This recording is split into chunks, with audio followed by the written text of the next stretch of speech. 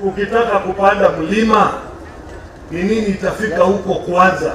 Ni tinga ama ni wheelbarrow? Si ni tinga?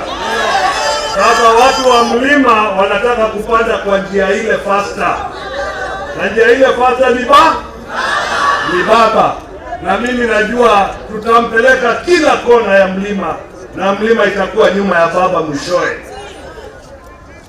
Na mwisho, uongozi wa taifa hili unataka kiongozi ambaye ana unyenyekevu, ana utulivu, na ambaye ataunganisha taifa. Hawa viongozi wote wao wanapiga kelele huko, wanajaribu kuongea juu ya baba, wanapiga matusi, wamelewa na baba. Asiyeheshimu mzazi atanyoroshwa na ulimwengu.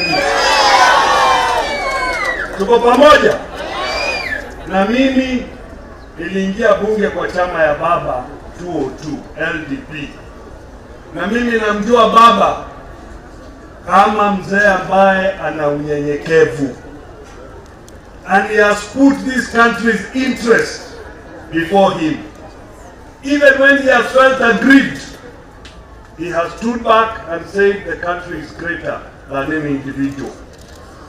We have a great opportunity, na nataka kuwasihi wa Kenya, we have a great opportunity ya kupatia baba nafasi nchi yetu iwe na reset ya kutengeneza dunia yetu ya Kenya. We need that reset, and the only person who can give us that reset ni Mheshimiwa Raila Amolo Odinga. Ile ambayo nitauliza Wakristo na mkubwa wa kanisa ni kwamba nchi yetu inahitaji amani na inahitaji maombi ili tuendelee kuwa na amani, ili tujenge taifa letu na tuweze kuchunga kila mtu katika nchi yetu.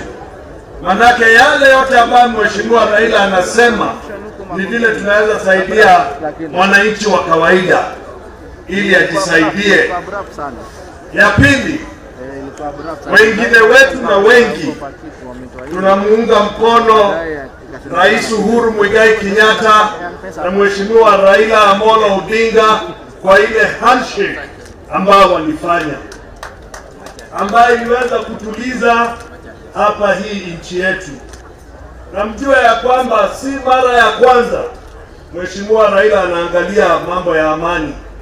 Wakati wa Kibaki alifanya hivyo, wakati wa Moi aliungana pia na Moi. Manake kuungana kwake ni kwa kutuliza wananchi na kuleta amani katika nchi yetu.